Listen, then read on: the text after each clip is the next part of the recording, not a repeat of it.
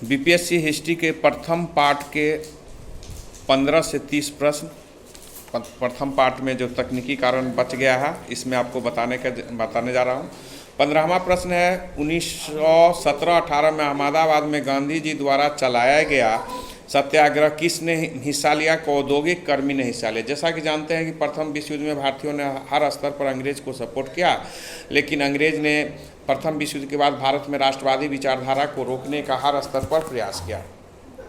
अहमदाबाद मिल मजदूरों के लिए जो बोनस और उनके भत्ते अतिरिक्त दी जा रही थी उसको बंद कर दिया गया, जिसके विरोध में महंगाई चूँकि बढ़ी हुई थी तो मजदूर मिल जो मजदूर सूती वस्त्र मजदूर मिल थे उन्होंने विद्रोह कर दिया, आंदोलन किया और गांधी जी को बुलाया। गांधी जी इस आंदोलन में भाग लिए और गांधी जी ने Ahmedabad textile labour trade union की स्थापना की। 1918 में जो भारत की पहली आधुनिक ट्रेड यूनियन है, इसके बाद गांधी जी ने उनके मांग को पूरा करने में सफलता प्राप्त की। गांधी जी पहली बार यहाँ उपवास का भी प्रयोग किया।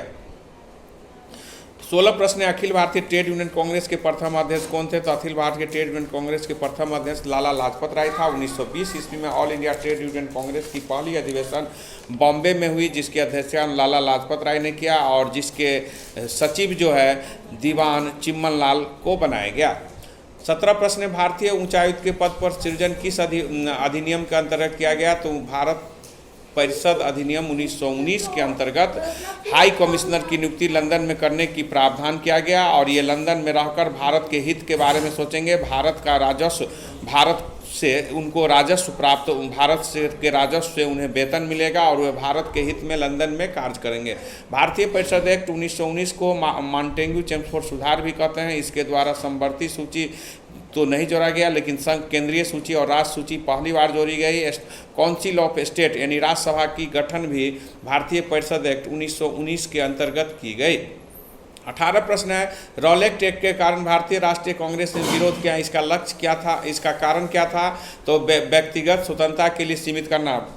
जो रॉलेट एक्ट सिडनी रॉलेट की अध्यक्षता में एक आयोग बनाया गया जो लंदन हाई कोर्ट के रिटायर्ड जज थे, उसके द्वारा भारतीय सुरक्षा अधिनियम मार्च 1919 में लाया गया, जिसे रॉलेट एक्ट के नाम से जानते हैं। इसके द्वारा किसी व्यक्ति को बिना किसी कारण बताए उन्हें बंदी बनाया जा सकता था, जिसका भारी भारत में विरोध हुआ। गांधी जी का ऑल इंडिया लेवल का ब्रिटिश सरकार के विरुद्ध जो है रॉलेट एक्ट के विरुद्ध 6 अप्रैल 1919 से शुरू हुआ राष्ट्रव्यापी विरोध। इसे इन्होंने काला कानून, ब्लैक कानून के नाम से बताया। रॉलेट एक्ट के विरोध में जो जालियांवाला जैसी कांड 13 अप्रैल 1919 को घटित हुई और जिसके परिणाम स्वरूप गांधी जी ने जो केसर हिंद की उपाधि, नाइटहुड की उपाधि रविन्द्रनाथ टैगोर ने लौटा दिया था।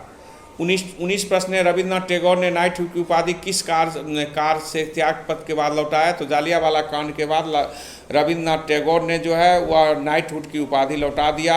जमुनालाल बजाज ने राय बहादुर की उपाधि लौटा दिया। शंकर नायर ने वाइसराय की कार्यकारिणी परिषद से त्याग पद दे दिया। गांधी जी ने केसर हिंद की उपाधि लौटा दी है। देश में पूरा विक्षोभ हो गया, शोक व्यक्त हो गया। ब्रिटिश सरकार के हर स्तर पर विरोध करने का निर्णय लिया गया।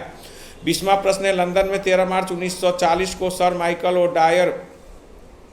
माइकल डायर को गोली किसने मारा? तो उधम सिंह ने माइकल डायर को गोली मारा, जो उस समय पंजाब के लेफ्टिनेंट गवर्नर पद पर थे और जो 13 अप्रैल 1919 को जालियांवाला कांड अमृतसर में कराया वह जनरल ओ डायर था जिनकी असाध्य बीमारी के कारण उनकी मृत्यु होती है। लेकिन सर माइकल ओ डायर जो उस समय वहाँ के लेफ्टिनेंट गवर्नर थे पंजाब को, उनको 1940 इसमें उधम सिंह ने कैक्सटन हॉल में जाकर गोली मार दिया, जिसके कारण उधम सिंह को भी फांसी दे दिया गया। 22 प्रश्न किस घटना के बाद गांधी जी ने असहयोग आंदोलन को अपनी हिमालय जैसी भूल बताई? तो चोरी चोरा घटना के बाद गांधी जी ने अपना हिमालय जैसा भूल बताया। जैसा कि जानते हैं 1 अगस्त 1920 से 12 फरवरी 1922 तक असहयोग आंदोलन चलाया गया। गांधी जी द्वारा भारत में चलाया गया प्रथम यह जो आंदोलन संगठित आंदोलन गांधीवादी आंदोलन थी, जिस आंदोलन के दौरान 5 फरवरी 1922 को गोरखपुर के चोरी चौरा स्थान पर पुलिस स्टेशन पर आंदोलनकारियों ने 22 पुलिसकर्मियों को एसआई सहित 22 पुलिसकर्मियों को आग लगाकर हत्या कर दी।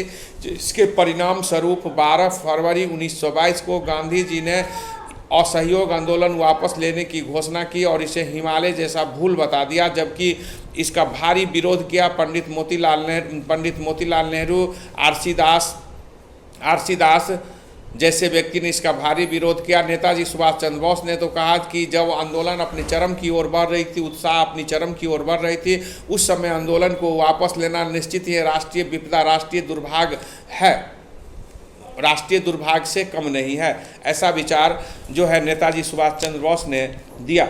23 प्रश्न है कांग्रेस के वार्षिक सम्मेलन संदर्भ में कहा गया है कि 1885 में पुणे में सुरेंद्र नाथ बनर्जी के नेतृत्व में दोबारा संविधान पर विचार हुआ, यह कथन सही है। बी है कि 1896 में कलकत्ता में रहमतुल्लाह सयानी के नेतृत्व में कांग्रेस में पहली बार बंकिम चटर द्वारा वंदे मातरम का गायन हुआ, यह भी सही है। 1916 ईस्वी में लखनऊ अधिवेशन अंबिकाचरण मजूमदार के नेतृत्व में अधिवेशन हुआ, यह भी कथन सही है। 1918 में दिल्ली में कांग्रेस के अधिवेशन में आत्मनिर्णय के अधिकार की मांग की। यानी कांग्रेस के संबंधित जो 4 स्टेटमेंट दिया गया है, ये सब के सब सही आपका उत्तर है। जैसा कि आप जानते हैं कि वंदे मातरम जो आनंद मठ में 1882 में उपन्यास में सर्वप्रथम प्रकाशित हुआ और 1896 में कलकत्ता अधिवेशन में ही गाया गया। 24 प्रश्न है स्वराज दल की स्थापना किसने की? तो स्वराज दल की स्थापना फरवरी 1923 ईस्वी में चित्तरंजन दास और मोतीलाल नेहरू ने की। 1919 के भारतीय परिषद एक्ट के अधीन 1921 में कांग्रेस ने चुनाव लेने से भाग किया, इसका बहिष्कार किया। जैसा कि आप जानते हैं कि कांग्रेस भारतीय परिषद एक्ट 1919 को मानने से इनकार कर दिया। कांग्रेस में इसमें 2 धर्रा हो गया, एक परिवर्तनवादी, एक अपरिवर्तनवादी। परिवर्तनवादी का कहना था कि इसमें हम भाग लेंगे और इसके द्वारा हम जाकर सदन के अंदर ब्रिटिश सरकार की नीति को उजागर करेंगे, जबकि अपरिवर्तनवादी का कहना था कि हमें ये विचार जो है यह जो है लेने की हमें ज़रूरत नहीं है। 1919 के एक्ट को हम नहीं मानते हैं, जिसमें सी राजगोपालचारी, पटेल, डॉक्टर राजेंद्र प्रसाद सब अपरिवर्तनवादी में महत्वपूर्ण थे। परिवर्तनवादी में पंडित मोतीलाल नेहरू, CR दास जैसे व्यक्ति थे, जो फरवरी 1923 ईस्वी में जो है स्वराज पार्टी की स्थापना इलाहाबाद में किया। स्वराज पार्टी की सबसे बड़ी उपलब्धि 1925 ईस्वी में वल्लभ भाई पटेल के बड़े भाई विट्ठल भाई पटेल को केंद्रीय विधायिका मंडल में स्पीकर बनाने में सफलता अर्जित किया। 25 प्रश्न है कि 1922 में गया में इंडियन नेशनल कांग्रेस अधिवेशन की अध्यक्षता किसने की? तो 1922 में गया में इंडियन नेशनल कांग्रेस की अध्यक्षता CR दास ने की, चित्तरंजन दास ने की। कांग्रेस की अधिवेशन 3 बार बिहार में हुआ, 1912 में बांकीपुर में, 1922 में गया में, 1940 में जो आंदोलन हुआ वह रामगढ़, हजारीबाग, 3 आंदोलन स्वतंत्रता से पूर्व भारत में हुआ। जैसा कि आप जानते हैं चित्तरंजन दास भारत के प्रसिद्ध वकील और देश के स्वतंत्रता सेनानी में महत्वपूर्ण योगदान देने वाला। स्वराज पार्टी में इनकी योगदान अति महत्वपूर्ण है। इन्होंने कहा कि संपूर्ण भारत एक विशाल बंदी गृह है। 26 प्रश्न पूर्ण स्वराज का प्रस्ताव लाहौर अधिवेशन में पारित किया गया कब? तो पूर्ण स्वराज का प्रस्ताव जो लाहौर अधिवेशन में पारित किया गया 1929 ईस्वी में लाहौर अधिवेशन में पंडित जवाहरलाल नेहरू की अध्यक्षता में पूर्ण स्वराज का प्रस्ताव पारित किया गया, जिसमें यह निर्णय लिया गया कि अब हम ब्रिटिश सरकार से डोमिनियन स्टेट या अधीनस्थ राज नहीं चाहिए, हमें अब पूर्ण स्वराज चाहिए। जैसा कि जानते हैं कि हसरत मोहनी ने सर्वप्रथम पूर्ण स्वराज का प्रस्ताव रखा था कांग्रेस में, लेकिन पारित नहीं हुआ था। पूर्ण स्वराज के प्रस्ताव पारित करते हुए पंडित जवाहरलाल नेहरू ने कहा कि अब हम स्वतंत्र हैं, अब हम किसी सत्ता के अधीन नहीं हैं। 26 दिसंबर 1929 को उन्होंने स्वतंत्रता दिवस मनाया और 26 जनवरी 1930 को भारतवर्ष में प्रतिवर्ष स्वतंत्रता दिवस मनाने की घोषणा की। राष्ट्रीय स्वाधीनता दिवस 26 जनवरी 1930 को पूरे देश में पहली बार मनाई गई और यही कारण है कि 26 जनवरी 1930 1950 को संविधान को लागू किया गया। 27 प्रश्न, किसने 1921 में पहली बार पूर्ण स्वराज की मांग की? तो मौलाना हसरत मोहनी ने सर्वप्रथम पूर्ण स्वराज की मांग की थी। उनका मानना था कि हमें अंग्रेज से अब स्वतंत्रता से कम कुछ नहीं मांगना चाहिए, अब हमारा वह समय आ गया है कि हम स्वतंत्र हो, और इस तरह के मांग रखा है। लेकिन इनकी मांग को जो है पारित कांग्रेस में नहीं की गई। लेकिन 1929 ईस्वी में जो लाहौर अधिवेशन हुआ उसमें पूर्ण स्वराज के प्रस्ताव को पूरी तरह से पारित कर दिया गया। 28वां प्रश्न है, नमक सत्याग्रह के विरोध। बिहार लोगों ने नमक सत्याग्रह किस विरोध में सरकार का विरोध किया? तो नमक सत्याग्रह के दौरान बिहार में कई प्रकार का विरोध हुआ, जिसमें से एक महत्वपूर्ण विरोध था वह था चौकीदारी कर नहीं देने के विरोध में भारत में चंपारण से शुरू हुआ, और यह आंदोलन भारत में राष्ट्रीय आंदोलन का एक मुख्य मुद्दा बन गया। बिहार में चौकीदारी कर के विरोध भारी आंदोलन हुआ। नमक सत्याग्रह 6 अप्रैल 1930 को गांधी जी द्वारा डांडी में नमक कानून तोड़कर नमक बनाकर सांकेतिक रूप से किया गया, और ये सबनी अवज्ञा आंदोलन की शुरुआत हुआ। सबनी अवज्ञा आंदोलन 2 फेज में चला, 6 अप्रैल 1930 से 5 मार्च 1931 तक, और 3 जनवरी 1932 से मध्य मई 1934 तक। 29 प्रश्न है, 1929 में खुदाई खिदमतदार को किसने संगठित किया? तो अब्दुल गफ्फार खां खुदाई खिदमतगार पार्टी की स्थापना 1929 में की। इनके लगभग 4000 कार्यकर्ता जो गांधीवादी विचार से लेस होकर अपने को स्वयंसेवी हर समय तैयार थे। ये लाल कुर्ता पहनते थे, इसलिए रेड शॉर्ट मूवमेंट भी इसको कहा जाता है।